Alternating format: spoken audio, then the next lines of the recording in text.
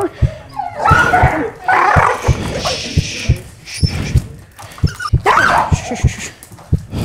right.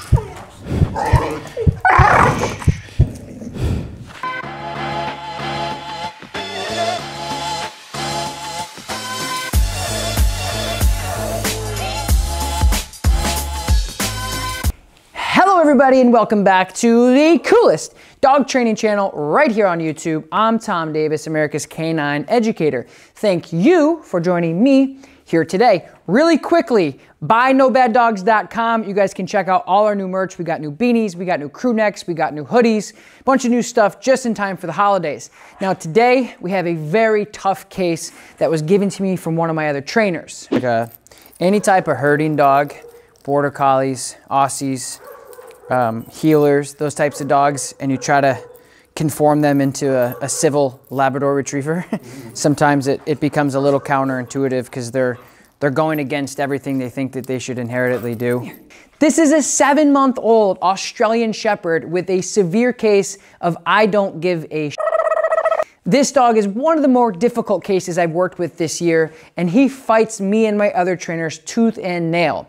Now, for a 7-month-old working dog, it's pretty common for them not to really want to comply to basic obedience or structure in general. Is he like food? Is he food motivated? Okay. All right. Okay. Tell him coming around your way.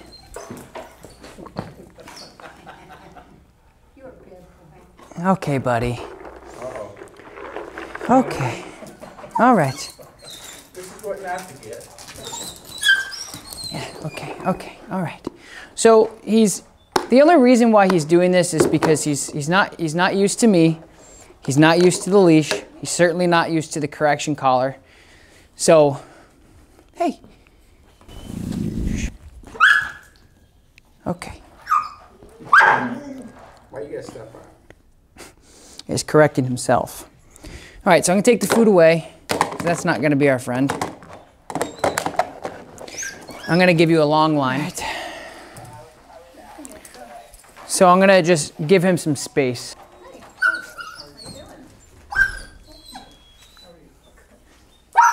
So he's gotta learn how to shut this off. Which once he gets, we're gonna be in good shape. Just gonna take him a little bit of time. And all this is self-inflicting. He's doing it to himself, you know? Let's go. Let's go. Come on. Good boy. Come on, bub. And I know that the dog was frustrated. I know the owners were frustrated. Heck, even my other trainers were frustrated with this dog. So I had to pull a lot of different tools out of my toolbox to make this as successful as I possibly could here tonight. Hey, what's going on, Nix? Come on. Come on. Very dramatic. I don't think I've touched him really too much with the leash. No, like you said, he's doing it to himself. For my next trick, I'm gonna just have you put this martingale on. Another collar that doesn't really correct, but it gives pressure. All right, round 2, buddy. Okay, so now I'm just gonna do the same thing, just with a less pressured tool, which would be the martingale collar. So it applies pressure, but it's not as much pressure. Yay, good boy. There's a good boy. See, the problem is when he gets to me, once he gets close, I have leverage if I can get to him, because if he tries to come at me and nip me, like any other working herding dog would if they were nervous, he paws it. So then I lose leverage, so I can't get to him, you know? So it's a chess game, but this is what keeps me young.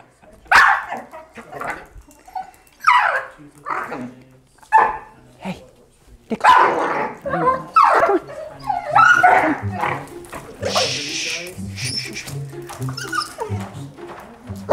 Okay, come on.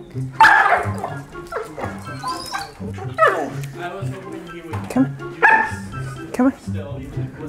Good boy. Good boy. There we go. Good boy. Good Good job, Nichols. Finally, we're not biting the leash. So I'm rewarding him for not, Hawken, for not biting the leash. Good boy. He's stressed, but it's okay. Good boy, come on. There's a good boy. I'm just trying to decrease the amount of reactivity we get when there's pressure applied. See, he's submitting now. And why I say submission, it's not like he's like, okay, you're big and I'm not. I'm just saying like, he's like, oh, I'm not gonna fight you anymore. So that's good. That's a good sign. Good. Sit. Come on. Shh. Shh. Shh. Come on. Good.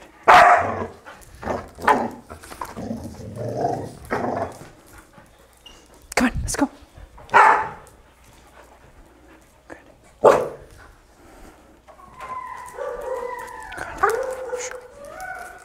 Good. Good.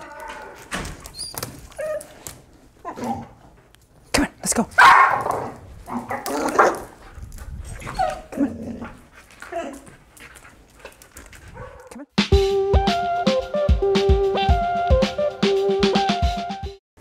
Come on. Come on. Good boy. Come on. Come on.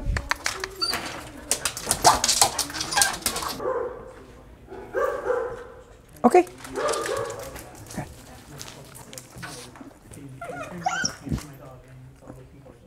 Come on.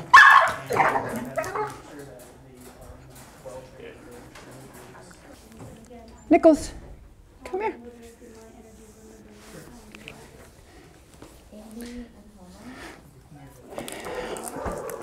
So we've gotten over the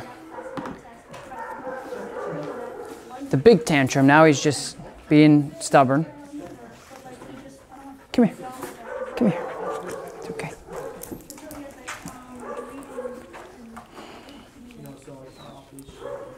What you doing? He just needs a lot of consistency on this. He needs to be handled by anybody and everybody other than you guys, you know? Good. If we had some basics in him, if I had basics with him, it would make it easier. He just doesn't want to hear anything I have to say. Because this is crash course for him. You know, you get 7 months of living. He worked with Zach once. And then, you know, he's really never been told what he can and can't do and followed through with by somebody else. So he's going to fight and fight and fight tooth and nail till, you know, and he's doing good. I don't have any leverage. I can't tell him to place or sit or down or stay or anything. But all I expect from him right now, from where he's stressed, but he's only stressed because he's fighting. It's like a kid who's habitually crying for no reason. They work themselves up for no particular reason. And right now we're at a really nice point because 10 minutes before he wouldn't come near me. If I can close the gap from where we were to now, I can close the gap on a lot of other things too. So this is one way to start that I mean, this is, you get a dog like this and it takes a while. Nope. But this is one thing you can start to do, is to just say like, hey, I want you to just stay right here. It's coming. Come on, come on, come on, come on, come on, come on, come on. It's okay. Good. Something very simple most dogs should be able to do. So again, it helps us build a relationship, and it also helps him learn something new so I can do something with him. Come on. Good. So my goal by the end of the session is to get him to walk on that with me. But this is the type of stuff that you guys should be doing. Finding something he's like, no way, no how, and then having him do it within a respectful reason, like not trying to drive the car or anything, but, you know, getting on something like this.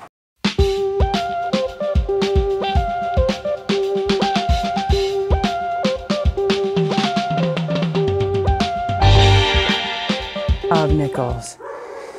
That's his learning curve, unfortunately, is you almost have to, same thing I did earlier, is you have to just make him.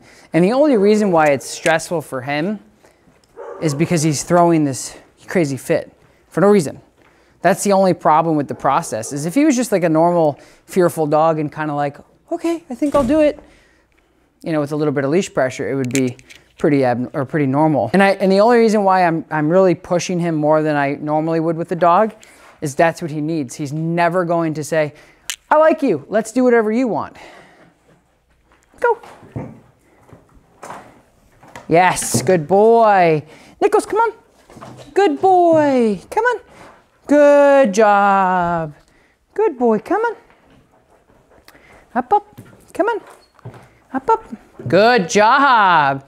So right there, those like 5 things I just worked with him on, minimal pressure. He said, okay, I think I'll do this. Okay, I think I'll do that, without a big freak out. And if we have more durations of those little increments, overall, he'll just respond. Right now, he's a wild Mustang. He's gonna fight and fight and fight and fight and fight, and I just gotta break him by consistently asking him to do very basic stuff without saying, okay, throw in the towel and you win. That's all I'm doing. So I'm gonna keep doing this. Good man. Good man. Good man, Nichols. Good job, buddy. Come on, Nichols. Come on, come on, come on. Let's go. Come on. Good boy. Good job. Good boy, Nichols. Very good boy.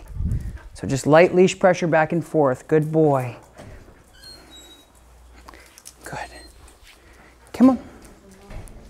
Good job. Come on. Good. Good. Good. Nicely done. Good man. Good man. Good boy. Let's go up, up, up, up, up, up, up. Nicely done. Nicely done. Oh, whew. Phew. Good job, man. So, super, super stubborn working class Aussie. Makes total sense why we're going to be as stubborn as a mule, because that's, I mean, they're bred to tell people what to do, not to be told what to do. So it's really hard to get a nicely bred working line dog. And even if he wasn't supposed to be working line, he's got those genetics that says, nope, not for me. I'd rather be on the field chasing something around. So now that we've grinded down those ideas that he has in his mind, now we're not at a clean slate, but we're getting really close. So I'm gonna continue to do this for maybe 5 more minutes. And then the next session when you come in, we'll probably get a quarter of the freak out, and then we'll just keep progressing and progressing and building and building and building. And it's not gonna be a typical build, because this isn't a typical pet. This is a very high caliber, super intelligent dog. So we just have to keep at it, but he's doing right where I would want him to be for what he is, because he's a challenging dog for sure. Let's go. Look, Zach, he's walking. Shoot a thumbs up, Tom. Let's get up there. Good job. Good job. Good. Sit. Sit. Good. Good sit. Thank you guys so much for watching this video. If you haven't yet, like this video, subscribe to my channel, turn on your little notification bell so you guys don't miss anything that I upload here on the channel. Leave a comment below, let me know what you guys think about this video and what you want to see in the future. And don't forget, you can buy your No Bad Dog merch at our shop. The link is in the description below. Just in time for the holidays, get yourself some gear before they sell out. I'm Tom Davis, and I will talk to you next time. Peace.